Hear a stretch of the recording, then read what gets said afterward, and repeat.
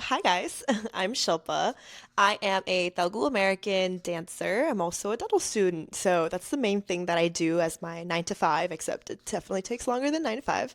So I'm mainly a dental student, that's why I came here to the city. But I'm from Jersey and I'm really, really passionate about dance, so that's something that I like to pursue around here. Before I was a dancer, though, I was actually a singer in another lifetime ago. So I trained in Carnatic music my whole life, and then I think once I was very satisfied with the point that I came with there, I started overlapping that with an interest in dance. I only started dance really just for the fitness benefits, and then I ended up here. Little did I know that I'd be really, really passionate about it. So I actually took my first dance class at 16 years old, which is very atypical, I think, for a person who wants to pursue it so much professionally, somewhat professionally. It was a Bollywood Zumba class that was like 10 minutes away from my house. Only reason I took it was because, so I was a singer at the time, and singing, though, like singing Carnatic music, you just sit on the floor and crisscross applesauce. So you're barely getting any physical activity here. And at school, I was a very big nerd. So I was just like, I was known for my academia, but I genuinely hated PE and I hated the pacer test. I definitely couldn't even do a single push up or a single pull up. And then one day, my mom was like, "Girl, are you interested in any sports?" And I literally can't do anything that involves a ball. Like, I can't. I am your typical brown kid, though. I did dabble in table tennis and tennis, but I wasn't good at it. So I told my mom, I was like, I don't want to do anything involving like a ball. So I was like, is there any other sports or things that we can think about? So my mom found this like Bollywood Zumba class. Well, I think she thought it was Zumba, but it actually wasn't. It was just beginner Bollywood, and it was under AATMA Performing Arts in Jersey. They have a couple locations there, but she signed me up for a class. It was just once a week, and then she like it was such an innocent thing. Like, okay, yeah, I'm just gonna sign my daughter up. Little did she know that she would change the entire trajectory of my life for the next 7 years, because I ended up like coming home and being like, Amma, I really, really love this. Like, this is so cool. It's a lot of fun. I mean, I always knew I enjoyed dancing because, so being Telugu, you have a big fat Indian family for sure. So there's always a bunch of events. Like, I feel like my family, I had like we attended a good amount of like sangeets and receptions and stuff like that. So it was always open dance floor, and my brother and I are like known to have we pull up to the function. We have a lot of energy. If it was like a cousin, you would perform a little like dance for 2 minutes. So I always like danced like that. I consider myself party trained, but I think like I never took it seriously from there. But then I think after I took that first class at 16, I like told my mom, I was like, I'm actually really interested. Like, would you mind if I take more? And then my mom was like, yeah, like she didn't really think that I would be so serious about it. And so I think up until I graduated high school, so up until I was like 18, it was like 2, 3 years at AATMA that I just took Bollywood and street jazz. So I was like, I'm going to stick to the two things. And then I took like introductory Bhangra. And so I just stuck to those two, three things. And I was like really like into it. I think I was playing catch up almost, because most of my peers at that time in these like advanced classes were like they started taking dance anywhere between the ages of 3 to 8. So they were like child prodigies basically, and they were very much advancing like now to like their 10th year of training. And I'm like now 18-year-old that's like on her second year of training. It's very, very, very different. It's also humbling to be around people who are in life the same age as you, but then training wise, you're completely different dancers. So that was a very humbling experience. But I think at one point I was like, I'm passionate enough about it, so I'm gonna play catch up. So I like took enough classes at the end of high school.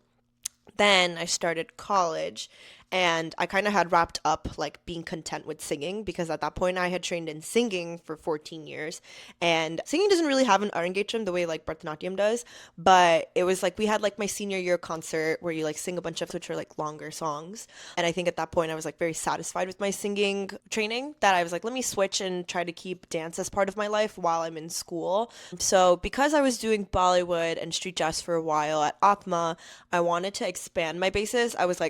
I think the goal of me starting college was, how can I become versatile and as quick as possible? It was like kind of an efficiency thing. And so I almost definitely did not approach classical or contemporary like slash ballet, because I know that those are very foundational art forms that really do need it to do justice with training.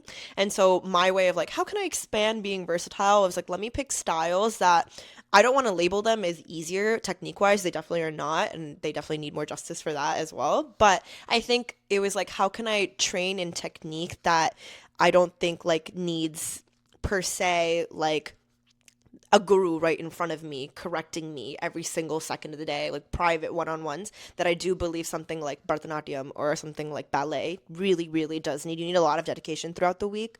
So I guess that was my approach. How can I do it as quick as possible? I went to Rutgers University, go Jersey. Basically, the only options at Rutgers were Bollywood dance teams. So they had Sapa, they had like the Masha, or you had Bhangra. So I was like, I think Bhangra would be good. And I think the number one critique I got growing up in dance was that I have too much energy. I was like, wow, this is a good problem to have.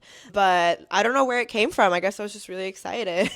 I was always told that I have a lot of energy, and it is a good thing to have power in dance, but at the time I never really understood it, like the critique. But when you have too much energy, you're not as clean, and there's a difference between having power in dance and having control in dance. And you can have both at the same time, which I never realized at 16 years old, because I think that lesson can only be learned when you have a certain amount of body awareness that can only come in adulthood. But I think now with my body awareness, like I understand that you can have power while having control, and those are two different things. So sometimes what they were telling me when I had too much energy was that I was losing control of my body, which is a very, very important critique. But anyways, at the time I was like, I have so much energy anyway, let me invest it in a dance form that has a lot of energy. I think if we had a kuttu dance team in college, I totally would have joined that. Like my Telugu ass definitely would have done that. But we didn't have a kuttu team. So, and I do get my fair share of that at the family functions. So I was like, okay, let me be my Punjabi girl era. So I started Bhangra, and then I sincerely trained in that I did college for 3 years. So I joined my freshman year, and then I did that for 3 years of college. And then I graduated college, and so I like competed throughout that. We did audition videos, AVs, and stuff like that. And then a lot of shows at Rutgers. And then I graduated, and I have become satisfied with the trifecta of my life, which was street jazz, Bollywood, Bhangra. And then coming here to New York for dental school and grad school, I just took a bunch of workshops in the city, and I was like, let me keep up with what I feel comfortable with, but then let me also like start expanding in the fusion database. Like New York is just such a big world. Like you have fusion of everything. And so I think only when I started feeling more confident in myself as a dancer, period, like to even call myself a dancer, at one point I was like, if I don't even have like 3 years of training, I'm not going to even call myself a dancer. But at one point when I like started feeling comfortable being like, yes, I am a dancer. I'm just maybe not trained in a certain field, but I am a dancer. I started taking more workshop classes and random stuff. And like I came to realize that even if I'm comfortable in a certain style, though like a different person has a different like subset of that style that they teach in. So even like for example, I was pretty comfortable with Bhangra, but then I took my first Tushita class, and she does a lot of Bhangra fusion. Her Bhangra style is a little different than mine. So I remember being so humbled at that class. I was like, dang, dude, I like literally trained for 3 years, and I was like, I don't know any Bhangra. And I was like, no, it's just like everyone does it differently. Like then I took a Titi class, and I was like, okay, hers is more folk. Like it makes a lot more sense. There's so many like subsects of the same exact style. So, it really goes to show no matter how much you've been training, you will always find some way to get humbled even in that style. So at one point I was just like, screw it, like I'm gonna take whatever I'm comfortable in, whatever I'm not, I'm gonna expand my basis. And then I think at one point I just started showing up to enough classes here in New York that like people started to recognize my face. So like, oh yeah, this girl comes to my class. I think like I also like actively try to go and introduce myself, but these people like, you see like 40 people per class like every day. So how are you gonna really remember a person's name? So I think then in April last year, Titi, she was creating a concept video to Chikni Chameli, and that's totally my vibe. She was looking for dancers, and I hit her up on Instagram, and I was like, hey, can I be part of your video? I like showed her my video, and then I like did the video with her, and then I like started to get to meet more people in the community just by doing that video. And then I started expanding my bases. Then I think after that, I started assisting Tush, I started assisting Vinny, and just like going around, I made sure that I was doing a good mix of assisting and attending. Then at one point I think it's been like now a year and a half of assisting. At one point I just wanted to start putting out my own choreography because I kind of realized how much I missed doing that. So I used to be a teacher at AATMA when I was in college. So at the same time that I was on my Bhangra team, I used to teach at AATMA after graduating. I like taught taught 3 to 5 year olds. And then I also taught like in beginner Bhangra and Bollywood classes. And they're like anywhere from like 7 to 16 year olds. But I used to like create choreographies for those classes. It was like for a year-long recital. And then I was also captain of my Bhangra team at my last year of college. And so I had to create the set for that as well. And I guess I had stopped creating for 2 years when I came to New York, mainly because I was so involved in dental school and like adjusting to dental school. That's a big adjustment. And like living in a new city, I'm away from my parents for the first time. So I was just in an adjustment period. I think this year I've realized like I actually really miss putting out my own work. And I really believe that my work comes from a place of like almost like innocent passion in like where I like to call it, because I've done the due diligence in terms of my training. I'm still training for sure. I would never say anyone's training is ever done, but I think I've done the due diligence in terms of training to like know enough about what I'm talking about. But like it comes from a place of passion that like I like beginners a lot because I'm like I am you. I am you. I was you 6 years ago. I still am you. There's still a little person in my head that's like 16-year-old Shilpa taking her first dance class.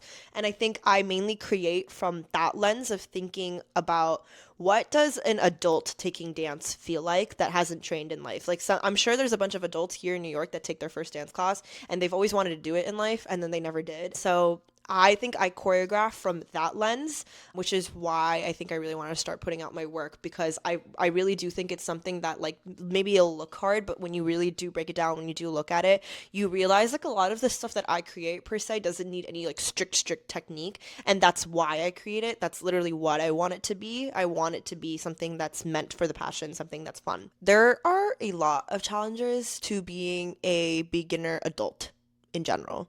For sure. I think it's mainly because it's a mix of your own pride and the actual like status of your dancing clashing. So it's because like when you're a kid and you're still integrating into that technique, you're more receptive to critiques. Like obviously as a kid you do get butthurt, but you're more receptive to it. I think the number one struggle is like really having to be okay with humbling yourself. And I think that is a journey that most teenagers are not okay with. Most adults are not okay with either.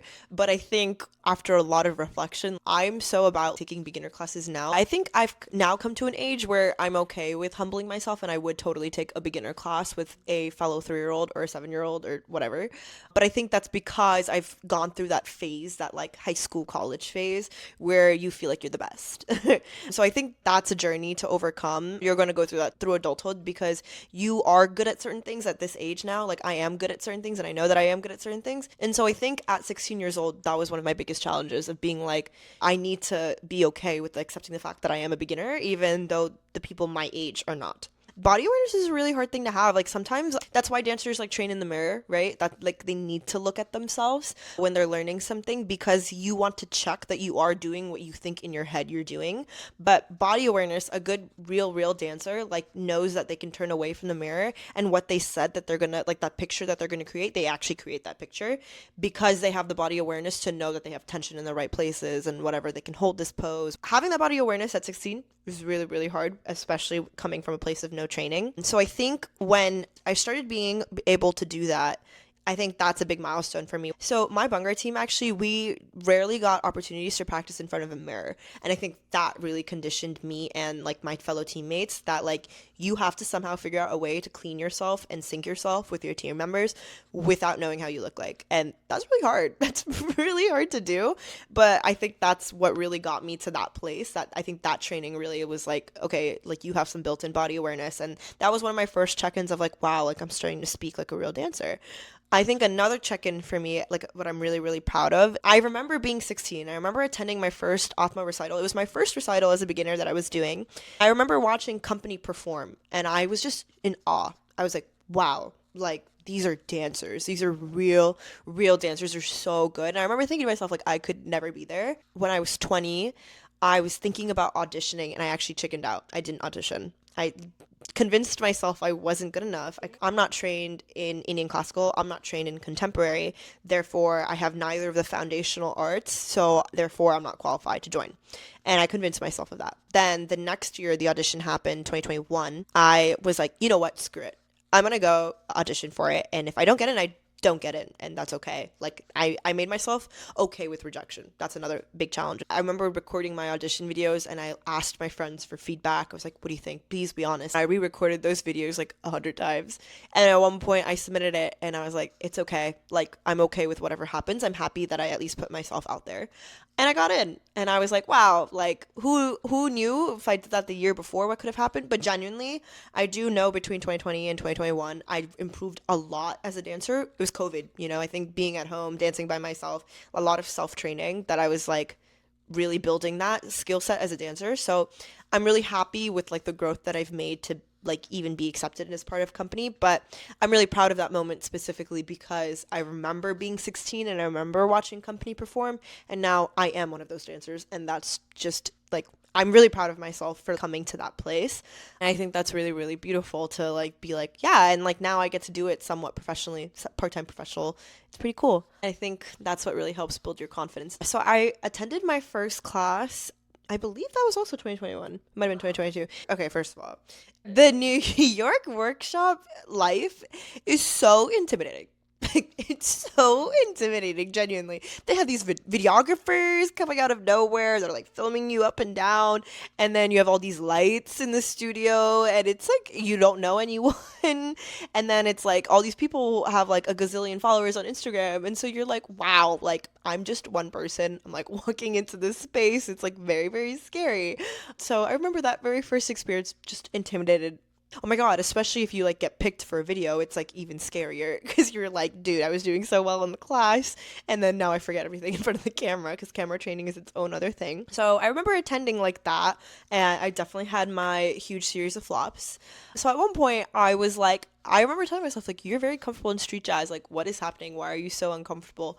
And genuinely, the space is welcoming. The people here do an amazing job of welcoming you. It's not them. It's kind of like you're your worst enemy sometimes. I think we all convince ourselves that we're not good enough to be in front of the camera, not good enough to be chosen. Truth is, you paid for that spot. You earned your spot there, and you are showing up for yourself, right? So you should take up as much space as you want. You deserve it. You are allowed to reward yourself.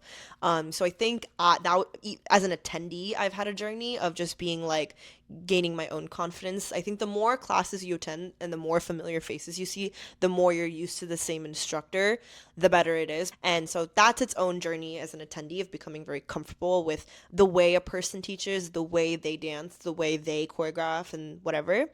And so then you slowly, gradually, like, you numb out the lights, you get used to the camera work. That's its own thing. Honestly, it's been years of camera work, and it still never gets easy. I still get nervous in front of it every single time. Even when it's my choreography, I still get nervous, and I still mess up, too. So, you know, it happens to all of us. And then I even struggled with wanting to post reels. I know that's really encouraged here in the New York community, like, for sure, show it off on social media, your hard work. But I remember taking my first class, and I was, like, very embarrassed of it because, you know, when at the end of the day, the truth is when you just learn a choreography and then 2 hours later you record it on a professional camera, that video is not perfect. It'll be the furthest from it. You were not the creator of that choreography, and even if you were the creator, that doesn't mean that it's a perfect take, right? So I think I had my own journey with accepting like that dance is not perfect, and like it's an art form, and it's actually more beautiful if it's not perfect, right? So I think I had my own journey with being okay with like everything I post doesn't have to be perfection. It doesn't have to be the best take of my life. And I think I've kind of made my dance reels a journey. So I really think if you scroll all the way back to my first reel, you'll see the journey of like that to where I am now. And even now I have my slip ups, fair shares here and there. You know, I'm only human, but like I think I've made it more about the journey, and that sometimes I'll have really good takes, sometimes I won't, and that's okay. I'm just being transparent as a dancer because honestly I think that hits more, because what kind of dancer gets a perfect take every single time? And I think reaching to that point as an attendee really hits when I started assisting, because I think now when you're assisting, your leg up is that you know the choreography from the instructor. You had rehearsal with the instructor beforehand. The reason why like we do that though is because one, we can help with like run-throughs throughout the class, right? It's really tiring to do like the run-through back to back to back for the same instructor. So that is what the assistant is supposed to do. They're supposed to help make the instructor's life a little bit easier. And we can only do that if we already know the choreography, right? We can't also be learning it. So that is one.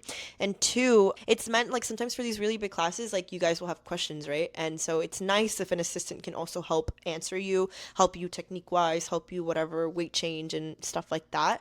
And I think me specifically coming from a place of being the exact attendee that was like, I have no idea what I'm doing, really I resonates with me as an assistant, because I think when I see that in another person attending, I have this innate desire to be like, let me help you because you are me. So let me help you. Let me be your best bud. So I think that urge as an assistant then made me like really help formed my goals as an instructor. You'll get a group of people that are very well trained, and then you get a group of people that are complete beginners, and there's nothing wrong with that. It's just really hard on the instructor side to cater to that audience, because you're like, how do I make something that is entertaining for people that have been doing this for years and years and years, but not too hard for someone who's never done this, so that they don't feel like so discouraged by how hard it is. You have to strike that right balance, that maybe advanced dancers are working on execution rather than memory for choreography, and that the beginners are working on, this is really hard for me, but like I really want to take it home and work on it. You have to strike that right balance. So I think coming from the attendee and assistant lens, I think my main goal has been, maybe let me decrease the amount of choreography that I teach, but I will pack it in. Like I will pack good choreography in a shorter amount of time, and I'd rather take a longer amount of time to teach and really, really explain what hand is doing what. How am I getting my full range of motion? How do I weight change? How do I whatever? Like I kind of, even if you're an advanced dancer, I think my approach has been, let me explain this as if you are a kindergartner. And it's meant to be like, if I really can explain on the most basic foundational level, then even the beginners feel very catered for. And even the advanced dancers, to be real, like I would now consider myself an advanced dancer in certain fields. To be real, sometimes you forget to return to the basics, that you realize when you revisit your basics how much beneficial that is, how much more beneficial it is for your execution. So I think me explaining it like to a kindergartner, even if there's an advanced person in my class, it's good for them. Like they can really execute everything better, because sometimes we as dancers don't realize what we are capable of again unless we also visit it again. So I think that's been my approach as an instructor. I'd rather really, really take the time and explain everything and keep it as like real as I can. So genuinely, that's the vibes that you can expect for the workshop as well. I keep everything very, very casual, very, very chill, and I will explain everything very, very slowly. I'm very receptive to questions. I'm very patient with them. And so you can really like, I want it to be like, yes, I am your instructor, but like I'm also your peer on this 2-hour journey with you. Like I want us to enjoy this time together. And my only thing is I know the choreography, but that's the only advantage I have, I swear. So I want it to be a very like casual, like friendship vibes. I want to be like heels with besties vibes. And like, yeah, and I hope it's very like empowering and you feel a lot more encouraged to do something. I know it's hard. It is a hard style of dance, but I want that to be the vibe that you get. Like I want you to feel very calm. I think the last thing I want is you step into this workshop. I know I've had times where I've stepped into workshops and it's just anxiety all around. And I'm like thinking about that video that's going to start at 9:40 p.m. at 8 p.m. I'm thinking about that already. And it's like, you're not even enjoying the dance experience because you're so anxious about it. That's the last thing I want. So I think like really what I want to display and give is this calm energy. It's just you hanging out with your girls. That's what I want. It is a heels workshop, but I like to say you can do the entire thing without heels. So if you just enjoy the songs, the vibes, you can do the entire choreography barefoot with sneakers or with the heels. Heels are so encouraged, so I want everyone to bring them. But say like halfway into the class you are like, I'm not up to the heels, that's fine, do the whole thing barefoot.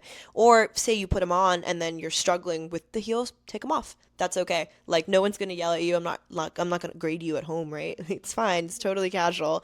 But yeah, like it's meant for anyone. Like you could have years and years of heels experience and you'll still enjoy this choreography, or you could have, this could literally be your first class, in which case I'm very, very honored. And I promise, like I think I will spend just under half the class just on heel foundationals, which don't even require heels. Actually, there's a lot of ankle strength and a lot of stretches that you have to do for heels. So I will take the time and really break down these foundations, because I genuinely want to be the instructor for you that will make you feel like you learned something that you can use for other classes. I don't want it to just be like, I gave you choreography and you'll never revisit it and think about it ever again. I want it to be like, let me aid you in your dance journey so you learn something foundational wise, and let me also aid you on like a mental level. Like let me make sure that you have a good time and that you're very much like feeling a lot more sexy and empowered. This is my first time teaching heels number one. And it's my also first time teaching something South Indian. Reason being is so far I've done 3 workshops and they've all been Bollywood. I think I initially started my solo stuff doing Bollywood because I'm a new instructor in New York specifically, and I wanted at least one people, it's like human nature to be very uncomfortable with the unknown, and I wanted to at least eliminate one of the unknown factors for attendees. So in my mind, I kind of viewed it as, you don't know me, you don't know my choreography style, you don't know the way that I teach yet. And the last thing I want to do is put a song that I'm teaching that you don't understand, because that's also uncomfortable for another person, right? And I kind of figured that Bollywood is universally tying for brown people. Like everyone really is generally aware of Bollywood and Bollywood songs. It's very popular. So I felt like if I picked a Bollywood song, a lot of people would at least feel connected or come for the song at least, right? Then when they get to know me throughout my choreography and my teaching style, that eventually that they would come to a point where they trust me that I do have a vision. So when I do songs that are maybe more comfortable for me or in my mother tongue, that they're like, look, Shilpa, I don't know what this song is saying. I don't even know what it's about, but I know that you got me. So that's why I'll take the class. That being said, Bollywood does feel like home for me too. So I am Telugu, but my parents did a really, really good job of raising my brother and I with both Telugu and Bollywood stuff. So Bollywood does feel like home for me on a genuine level. And I did grow up on all these songs that I have taught to. I think I'm picking very nostalgic songs so far because I did grow up on that. And so that does feel like home for me, which is why I was like, if I'm starting, it's not like it's uncomfortable to me either. I want to choreograph from a sincere spot too. But Telugu, in my mind, does have like a hair up of feeling more like home for me, even though I did grow up with both. Only reason being is because I do understand Hindi decently well, but I can't speak it. And Telugu, I definitely understand on a whole other, like, it's a whole different playing field for me. Like, I very much understand it very, very well. I can speak it. My parents speak it all the time. My brother speaks it. Whole extended family speaks it. When I hear a Telugu song, like, I know exactly what the translation is, versus for Hindi, like, it's gonna take me a couple of takes before I get there. So I really wanted to reach a spot of like making people feel comfortable with me first before I can put out Telugu stuff where you will see how much I enjoy like a choreography that I will make and how much I love it. And I think that will resonate with people even if you don't know Telugu or Tamil. I feel like you will have a lot of fun simply because I'm having the time of my life. So I think you will have the time of your life with me. I think I've come to a point where now I've done 3 solo workshops. So I'm like, let me expand to something that really quite literally feels like home for me, which is Telugu. This is my first time partnering with Arambam as well. And the reason being is I love what they're about. I love everything that they're about. It's like creating a space for, I think, our generation of people where you're like, I'm not brown enough to be in the motherland, but I'm not American enough to be like straight in America. Like we literally are a blend. And so you need that like third space that feels like home because it's a mix of both, right? And so I love what they're about. And I love that it's like embracing Tamil culture, but I love that they're very welcoming to non-Tamil people like me. So I think that's why I was like, I would love to do this. And I know that Armam specifically hasn't done a heels workshop, so it's a lot of firsts here, and I think it'll be really, really good because it is exactly what Armam's about and what I'm trying to do as well.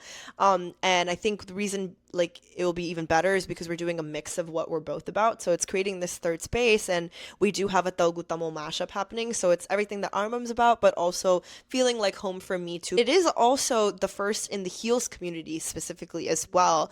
So the heels community here in New York is really, really big, but everything's done to American songs. Currently, in terms of like expanding into like the brown world, Bali heels has been done, but everything that at least I've noticed, there could be someone out there and maybe I just didn't know about it, but everything that I've noticed is currently it is mainstream Bollywood with heels, which is phenomenal. But I think like we haven't had a South Indian version of it yet. So I think it's like the first for South India to feel sexy in like my mother tongue, which is crazy.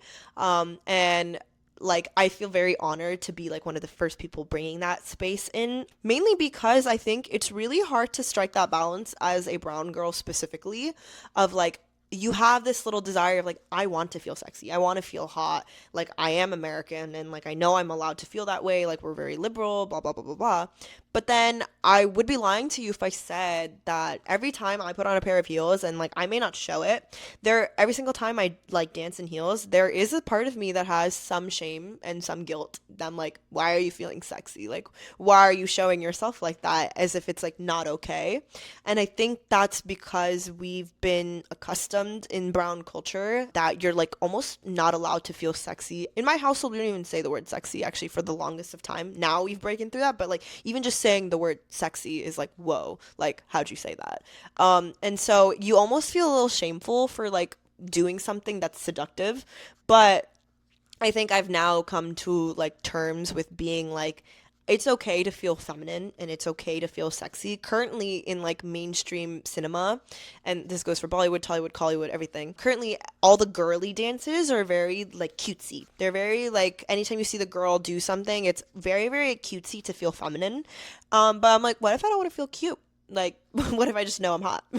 So like I think that's very important. Like we like have been told like other people can call us sexy, other people can do this, why is she doing this, whatever, whatever. And I think I also want this workshop to mean so much more than just the dancing. I want it to also be taking back being called sexy. Like, let me call myself sexy. And so I think I've come to that terms with heels, and I would love to give that to so many other. I know that they're out there because I was out there too. You know, it's very intimidating to like join you wanting to join the heel space here in New York. You want to do it in a way that connects with your culture, right? Like, how are you going to do that right away? It's very intimidating to do that. And I want my goal here to, I think it's almost meant to be for like if it's your first time for heels. Obviously, if it's not, you're going to have a good time. But I kind of almost want it to be like people who've been wanting to try heels and then are too scared to.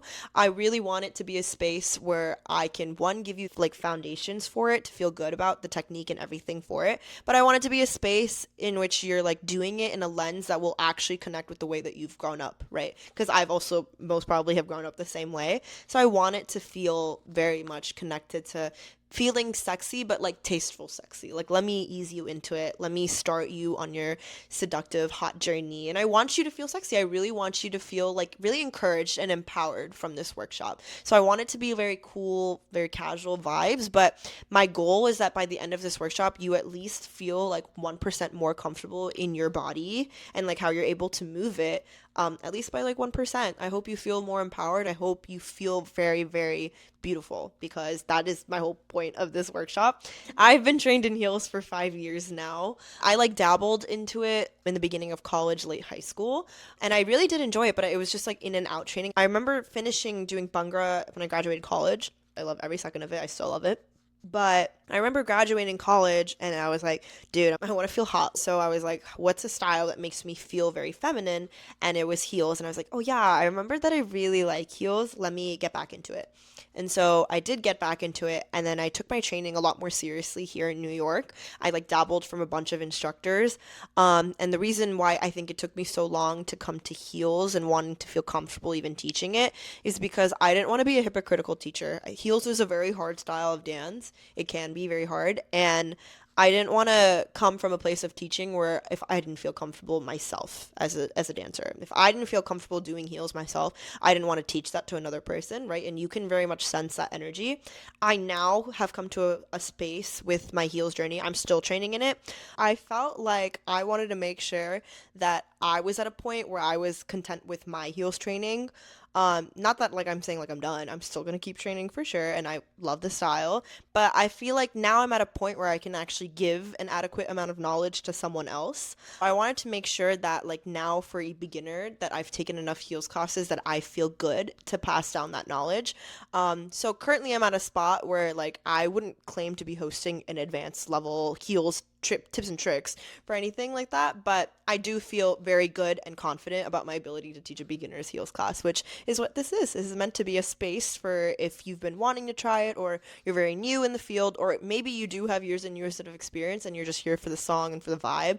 For me, that's the vibe too. So yeah, that's why heels now, and very monumental workshop because it's the first for like almost everything. So I'm teaching a Telugu-Tamil heels workshop at Ripley Gear Studios in Manhattan. So it is beginner friendly for sure. It is labeled heels because everyone's encouraged to bring heels, but you're not required to wear heels whatsoever at all throughout the workshop. You can completely do the entire piece barefoot with sneakers or with the heels if you feel encouraged to do so. I will walk you through the entire technique needed for the heels, and if you feel up for it, definitely put them on.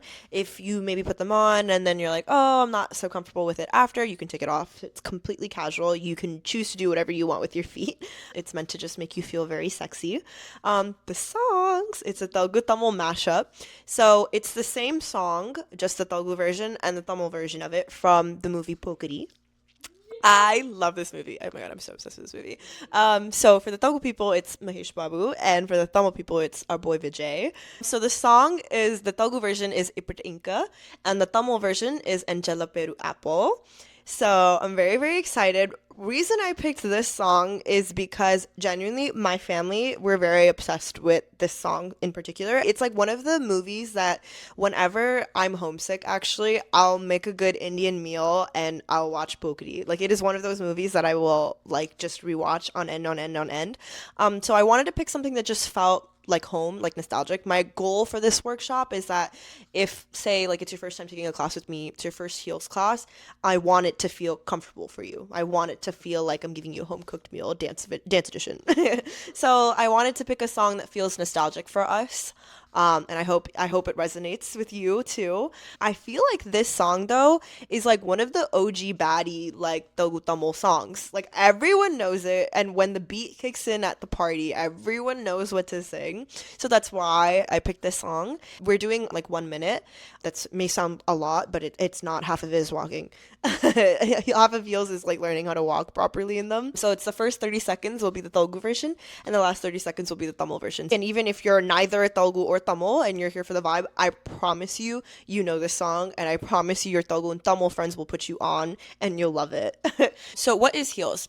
So heels is generally, it's just labeled as a different side of like a different genre of dance where you wear heels. A lot of heels technique is about creating lines with your legs. There's a lot that you can really do. It's like one of those things that's like, it's like labeling it like femme, like what does feminine mean, right? So it's like you can do its fusion with between a lot of genres, and what is the common denominator is that I'm wearing heels while doing any sort of choreography. There is technique here, like there is a specific way to walk with heels. There is a specific way, like you have to create pictures and stuff with your legs. So it's not just about wearing it and like doing whatever comes to mind. There is a certain set of technique needed for heels, but that's what I'm here to walk you through. I really want you to give it the authenticity it deserves while also feeling sexy and confident. So when I am wearing heels, like I hope you feel more confident because you are taking up more space. You're encouraged to feel that sexy and take up what you need to take up, like your spot in the room. But yeah, there is some technique involved, but generally like my answer is that it's a fusion of a bunch of different things and it's up to every choreographer's discretion. I'm hoping to bring a more like Indian style to you. So that's going to be also, there's going to be Bollywood elements to the way that I do heels as well. So yeah, there's a lot. So genuinely dance and dental school do take up most of my time, like 99% of my time. But when I'm not doing that, I like to consider myself a really big traveler. I love traveling so much. I just genuinely feel like the world has so much to offer. And I like to consider myself pretty versatile with the way that I travel. So I'm very into nature. I love hiking. Fun fact, my brother and I hiked Kilimanjaro 2 years ago. I've also done Acantenango with him in Guatemala, which is like the volcano that erupts. It's pretty cool too, pretty sick. Currently next on my list is Everest Base Trek. So in Nepal, I'm trying to do that too. But yeah, I love hiking. I do love me the beach as well. I love tropical. So I'm always down for a resort vibe. I love going out. I love partying as well. I love general city sightseeing. So I'm very, very, very versatile. I just love everything. Feel the world has so much to offer and I need to see every single second of it. Outside of traveling, I am into singing, as I did say. Yeah, I am into singing. So I was trained in it for a while. I love like random stuff like Broadway shows and like paint and sips and stuff like that. I'm a big adrenaline junkie. Ooh, I'm a big adrenaline junkie. Yes. I love me roller coaster. On my bucket list, I must go skydiving. If I'm going to be jumping out of an airplane, I need it to be from in Dubai. I want it to be a view. So like, you know, the Palm Tree Island? Yes. Yes. If I'm gonna jump out of an airplane, there would be a pretty view for me. I'm so down for like bungee jumping somewhere. I'm very scared of cliff jumping, but I know I would do it once. Trust, when I'm out of school, just trust. You will see it. I think I take inspiration from dance as inspiration for life in general as well. I come from a very strong line of very empowering women that just work hard and they know how to hustle. So my mama, my mom's mom, she is a single mom of three kids, which is really, really hard for that generation. She's the eldest of seven. So she really, really had to hustle and like she had to have a job. She worked at a bank and she had to raise these three kids all on her own in India. It's very, very rough, right? And then my mom, she got married very young to my dad, and she was initially a housewife to take care of my brother, and then she had me. And then she was like, I want to do more with my life. Like, she's like, I love being a mother, I love being a wife, but I want to do more. And so she went and put herself back in school. She like did her undergrad in India, but then she came here and she like wasn't working. She put herself in ultrasound school, and she's like, no, I want to do more. And she like built herself up right now to currently be a career woman that she is. And I think like just hearing these journeys of two women in my family, like direct mother and daughter, that had everything against them, basically everything stacked against them to like not do more with their life. And they were like, you know what? I'm still going to do it. I'm going to do something. I'm going to make something out of my life, literally because I want to. And I think it's especially hard in those two generations specifically because women were so encouraged to make their identity family life. We are like literally so encouraged to like, why do you need a job? Why do you have to do this? Whatever. Why do you need to? But like, there is a certain amount of liberty that comes with financial independence, right? And so I think hearing those two stories from my mama and my mom makes me feel like, wow, I'm in a location in America and in a generation here, like Gen Z, that is so encouraging of independent women. And I have, like, my parents have quite literally given me all the resources needed to be successful. So I think in my mind, I'm like, I'm already predisposed for that. I need to work even harder to like show them like your sacrifices are worth it. Let me show you who I can be, how your resources, like how successful I can make that. So I think that's been my number one drive for like anything in life. So I use it for dental school. I use it for dance. Like I'm currently like not sure where that balance between dental school and dance will take me in life. I still have a lot to decide where I want to do that, but I do know that whatever I decide, like I will work hard for it. And I think that's what keeps me so motivated. Like even if I'm like humbling myself to like take a beginner class at 16, I think that's what keeps me so motivated, that I'm like, you know what? Like there are bigger problems out there in the world than me being humbled. So like let me be as successful as I can, if not for me, like for these two amazing women that I have in my life. We'll do a little rapid fire. Morning person or night owl? Night owl. Cook at home or eat out? Cook at home. Oh, what's your thing to cook? My thing to cook. Okay, what I learned from my mom, and so I just make like really typical Telugu food. Yeah. It's like just a papu, and we call it kora, which is like the vegetable dish. Okay. And I just eat it with, we call it peruguanam, which is like yogurt rice. Oh. But yeah, it just feels like home for me. I honestly like, I'll be honest, like my mom's gonna watch and she'll be like, you don't even cook. And yeah, she's gonna say that. But when I do cook, I cook that. Window seat or aisle? Aisle. Aisle. Okay. Beach or mountains? Beach. That's hard. Sunrise or sunset? Sunset. Spontaneously or plan ahead? Plan ahead for sure. Oh my god, dude, if you saw my Google Calendar, it would like trigger an aneurysm. I'm so serious. I'm so type A. It's like not even funny. Like I planned my January birthday in November for people. I'm like, block off the date because, and then people are like, what do you think I'm doing in January? I'm like, I don't know, because I know I need to know 2 months in advance. So like, booked and busy, girl. Chocolate or vanilla? Vanilla. Pizza or tacos? Tacos. Always have to sing instead of talk, or always have to dance instead of walk? Stop. I do both. I know. So I'm gonna say always have to sing instead of talk. I do that. Yeah? I really do that. Your voice is gonna be so sore though. I know. But then imagine your legs. Oh, true. You're like busting out the Macarena every single time you want to take 2 steps.